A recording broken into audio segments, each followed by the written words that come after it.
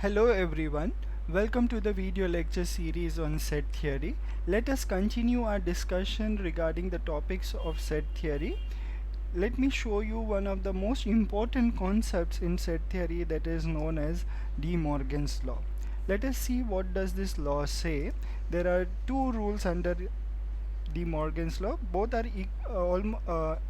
run on similar line, but they have different importance each time. So let us see. The rule says is that A union B complement is same as A complement intersection B complement, and the other rule says is A intersection B complement is same as A complement union B complement. Now in mathematics or in set theory, these two rules are very crucial. Okay, you will see them in various forms when you will deal with different concepts related to sequences, sets, and then measure theory and integration, and further detailed higher advanced concepts when you will encounter them. Now these are fundamental rules. Okay, we shall deal with the details of this at a later stage. Right now we shall take them on the face value, the way we are seeing here.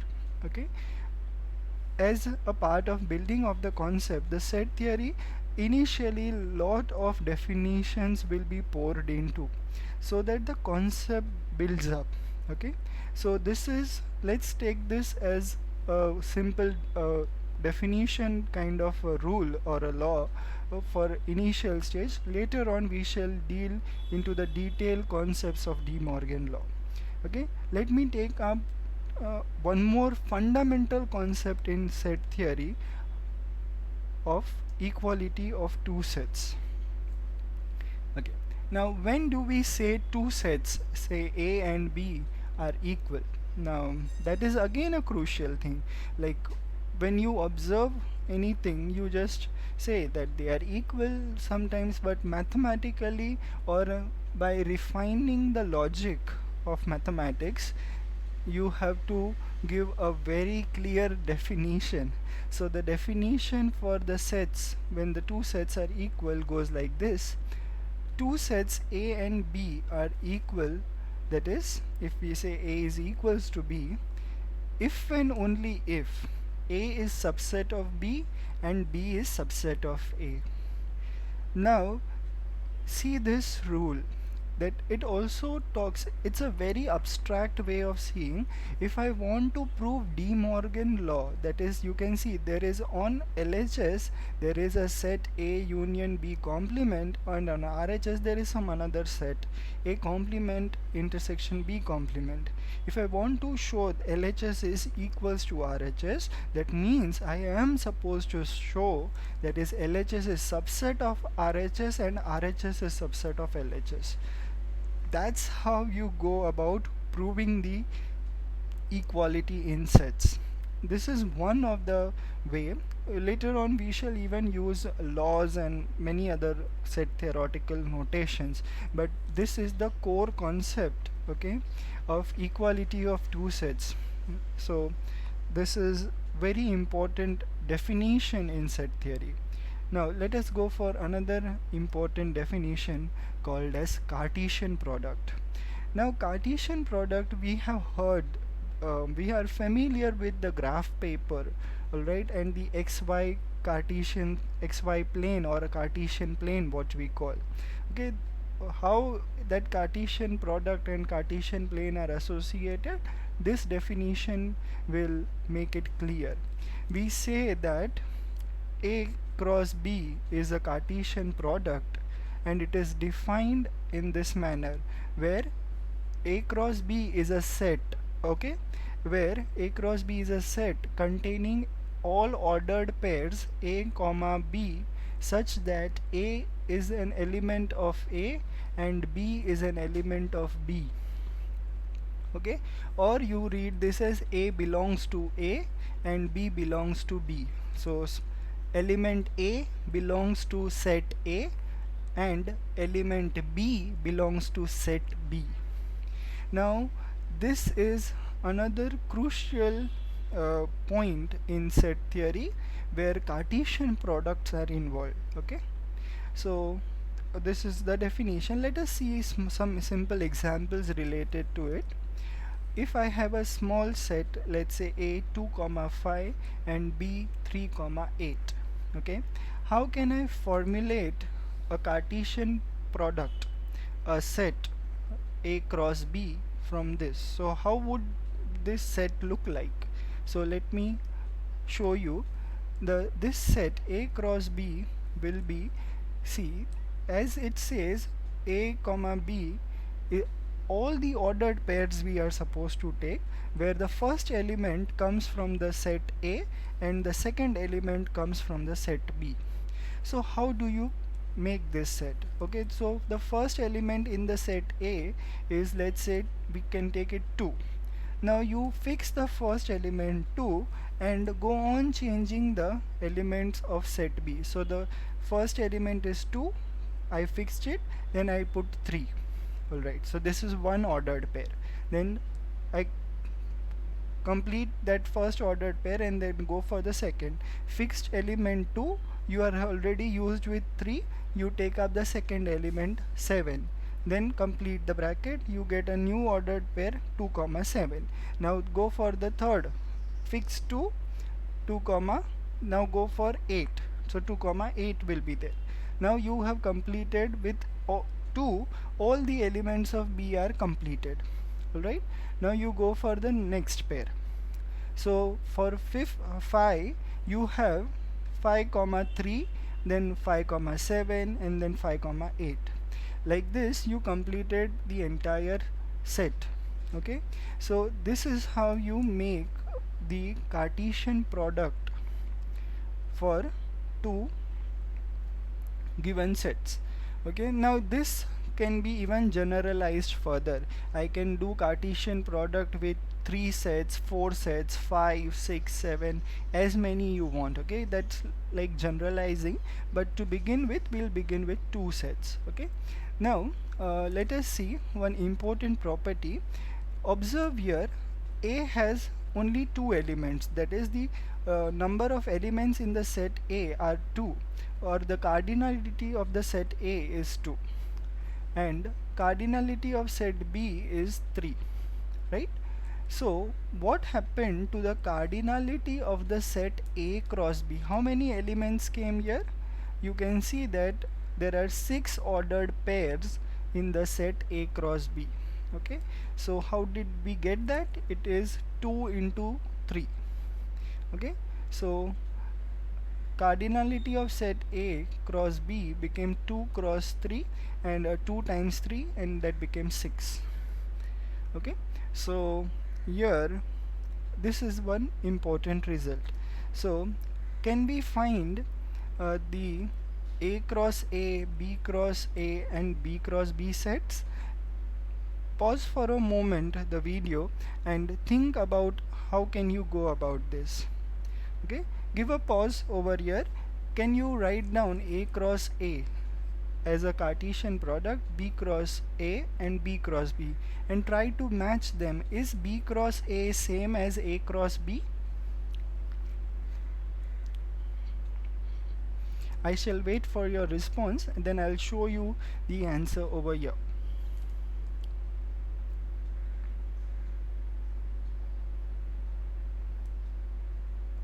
Okay, so I hope you had paused the video. Let's resume now and let's see what can be done. A cross A, if we want to write, we'll have all the elements from 2.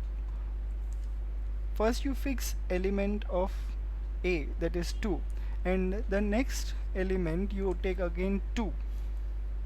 Okay, now then you have 2 cross 5, then you have 5 comma 2, and then you will have 5 cross 5 comma 5. So this is your set. So as we saw, A cross A has cardinality is 2 times 2, that's going to be 4. Okay, what about B cross A?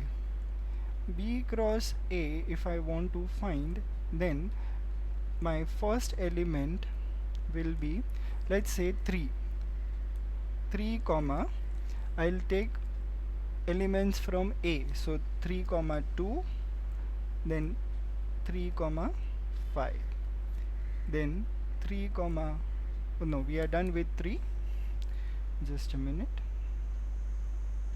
Yeah, we are done with 3. We'll now take 7 comma 2, 7 comma 5, and then there is 8, so 8 comma 2 and 8 comma 5. Okay, so here we see that there are 6 elements. Okay, in B cross A the cardinality is 6, but B cross A and A cross B, they are not same because the elements in them, they are not same. Okay, so neither of them is subset of each other. Okay, so you have to be very careful, the cardinality being same, okay, the number of elements are same does not mean that the two sets are same. Okay, so that is one important thing. Let's see now what about B cross B.